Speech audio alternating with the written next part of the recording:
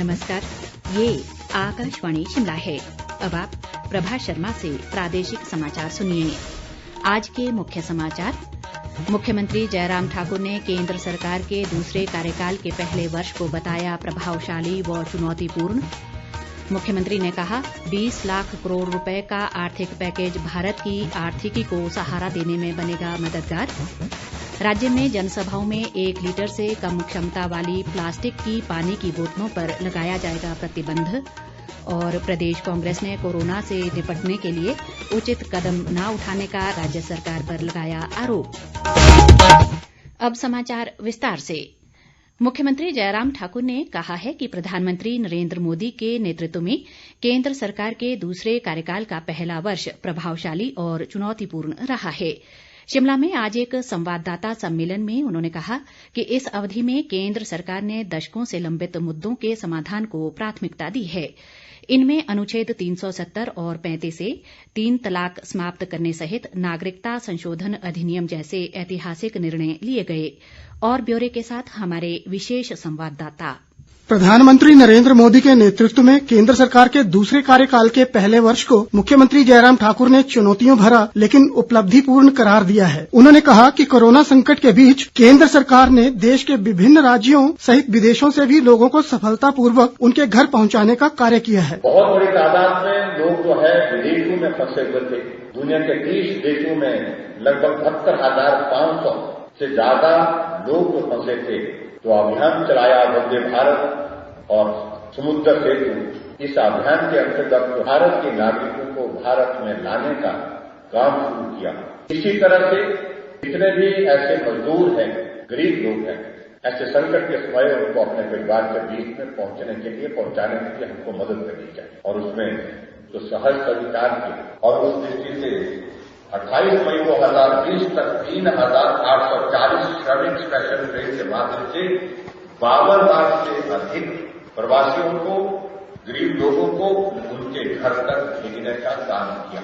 मुख्यमंत्री ने कहा कि भारत सरकार के प्रयासों के फलस्वरूप भारत में कोरोना से मृत्यु दर दुनिया के अन्य देशों के मुकाबले काफी कम है। अगर हम डेथ रेट की अगर बात करें 26 मई 2020 के अगर सरकारी आंकड़ों के अनुसार अगर हम बात करें तो कोविड-19 की मृत्यु दर 2.87% और जो दुनिया भर में सबसे कम है। और उस दृष्टि से भी हम इस बात को कह सकते हैं जहां विश्व में 4.5% के साथ से जो है वो मौत हुई, भारत में प्रति लाख जो है ये आंकड़ा मात्र 0.3 है। उनका कहना था कि प्रधानमंत्री द्वारा घोषित 20 लाख करोड़ रुपए का आर्थिक पैकेज भारत की आर्थिकी को सहारा देने में मददगार साबित होगा। आदरणीय प्रधानमंत्री जी ने इस बात को अनुभव किया कि इस संकट के क्षण में हमारी आर्थिकी बहुत तहस काम करने के लिए निकलना होगा। अपनी आर्थिकी को हमको संबल देना होगा, सहयोग देना होगा। और ऐसी परिस्थिति में एक बहुत ही महत्वपूर्ण एक पैकेज की घोषणा जिसमें 20 लाख करोड़ रुपए का पैकेज भारत की आर्थिकी को सहारा देने के लिए हर वर्ग को उससे मदद मिल सके इस संकट के दौर में एक प्रेजेंट किया जाए। मुख्यमंत्री ने प्रदेश सरकार के 2.5 साल के कार्यकाल को भी उपलब्धिपूर्ण बताया और कहा कि राज्य में विकास की गति बढ़ाने के लिए कई प्रयास किए गए हैं। हिमाचल प्रदेश की जनता के सहयोग से हिमाचल प्रदेश में हमारी सरकार का कार्यकाल भी जो 2.5 वर्ष का पूरा हुआ है और उस कार्यकाल में हमने बहुत अच्छी कोशिश की है हिमाचल प्रदेश के लोगों की सेवा करने के लिए। चाहे वो हमारी मुख्यमंत्री सेवा संकल्प योजना है, चाहे हमारी सामाजिक सुरक्षा पेंशन के अंतर्गत हमने जो है बुजुर्गों की मदद करने की कोशिश की, चाहे वो महिला सशक्तिकरण की दृष्टि से, चाहे वो उज्ज्वला योजना को आगे सहयोग देकर के जो है उज्ज्वला योजना के माध्यम से। ऐसी बहुत सारी योजनाएं हिमाचल प्रदेश की भी हमने शुरू करने के बाद जो है जो चीजें विकास की दृष्टि से वो थी उनको पूरा करने के लिए हमने कोशिश की है। मुख्यमंत्री ने कहा कि लॉकडाउन के सभी चरणों का पालन करने में जनता ने सहयोग किया है और उम्मीद है कि देश जल्द ही कोरोना संकट के इस दौर से बाहर निकल आएगा। रितेश कपूर, आकाशवाणी समाचार, शिमला। केंद्रीय वित्त व कॉरपोरेट मामले राज्य मंत्री अनुराग ठाकुर ने भाजपा कार्यकर्ताओं से कोरोना आपदा से राहत के लिए केंद्र सरकार द्वारा किए गए उपायों को जनता तक पहुंचाने का आग्रह किया है। हमीरपुर संसदीय क्षेत्र के भाजपा पदाधिकारियों के साथ वीडियो कॉन्फ्रेंस के माध्यम से हुई बैठक में उन्होंने कहा कि प्रधानमंत्री नरेंद्र मोदी ने इस आपदा से राहत देने के लिए 20 लाख करोड़ रुपए के पैकेज का ऐलान किया है। बैठक में पूर्व मुख्यमंत्री प्रेम कुमार धूमल, पार्टी के संगठन मंत्री पवन राणा, महासचिव त्रिलोक जम्वाल, कैबिनेट मंत्री बिक्रम सिंह और वीरेंद्र कंवर सहित अन्य नेता विशेष रूप से शामिल हुए। मुख्यमंत्री जयराम ठाकुर ने कहा है कि प्रदेश में होने वाली जनसभाओं में 1 लीटर से कम क्षमता वाली प्लास्टिक की पानी की बोतलों पर प्रतिबंध लगाया जाएगा। विश्व पर्यावरण दिवस के मौके पर शिमला में हुए राज्य स्तरीय कार्यक्रम में उन्होंने कहा कि राज्य ने विकास व पर्यावरण के बीच संतुलन बनाते हुए सतत विकास की दिशा में लगातार कदम बढ़ाए हैं। मुख्यमंत्री ने कहा कि पॉलीथीन बैग के उपयोग पर प्रतिबंध लगाने वाला हिमाचल देश का पहला राज्य है। उन्होंने कहा कि सरकार ने पत्तियों से बने डोने और प्लेट के उपयोग को बढ़ावा दिया है और ये जरूरी है कि हम पर्यावरण के साथ तालमेल बनाए रखें। जयराम ठाकुर ने कहा कि राज्य सरकार समृद्ध जैव विविधता के संरक्षण के लिए प्रतिबद्ध है और पंचायत स्तर पर 3,871 जैव विविधता प्रबंधन समितियां गठित की गई हैं। शिक्षा मंत्री सुरेश भारद्वाज भी कार्यक्रम में मौजूद रहे। विश्व पर्यावरण दिवस पर राज्यपाल बंडारू दत्तात्रेय ने शिमला में बाबा भलकू रेल संग्रहालय परिसर में पौधरोपण किया। उन्होंने कहा कि शहरीकरण और औद्योगिकीकरण विकास के लिए जरूरी है, लेकिन पर्यावरण की कीमत पर इन्हें विकसित नहीं किया जा सकता। राज्यपाल ने पर्यावरण की सुरक्षा को प्रत्येक व्यक्ति की जिम्मेदारी बताया। सांसद किशन कपूर ने धर्मशाला के टऊ चोहला के समीप पौधरोपण किया और कहा कि सरकार पर्यावरण संरक्षण पर विशेष बल दे रही है।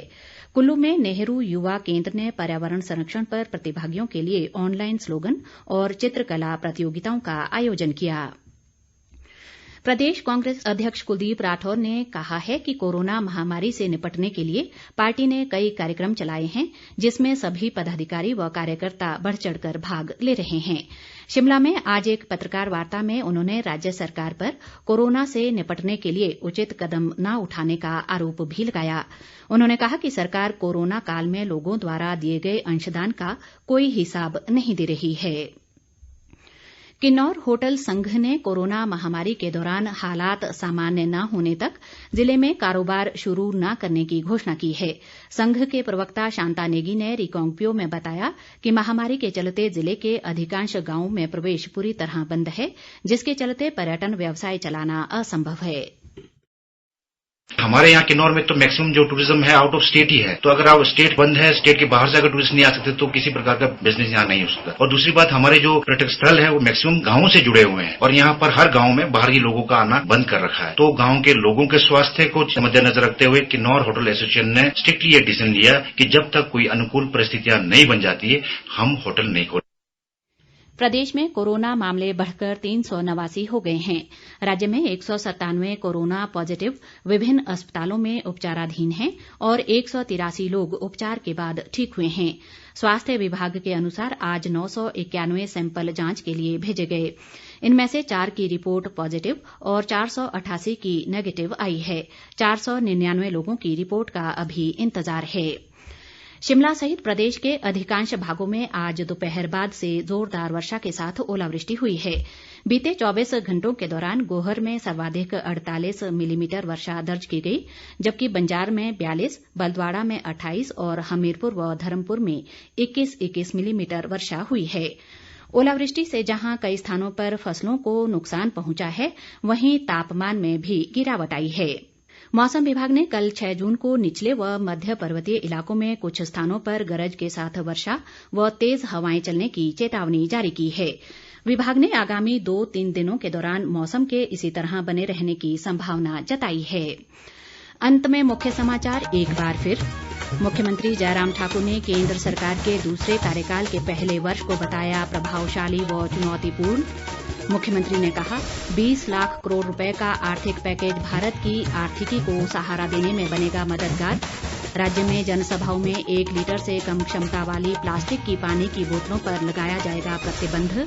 और प्रदेश कांग्रेस ने कोरोना से निपटने के लिए उचित कदम न उठाने का राज्य सरकार पर लगाया आरोप। इसके साथ ही ये समाचार बुलेटिन समाप्त हुआ। नमस्कार।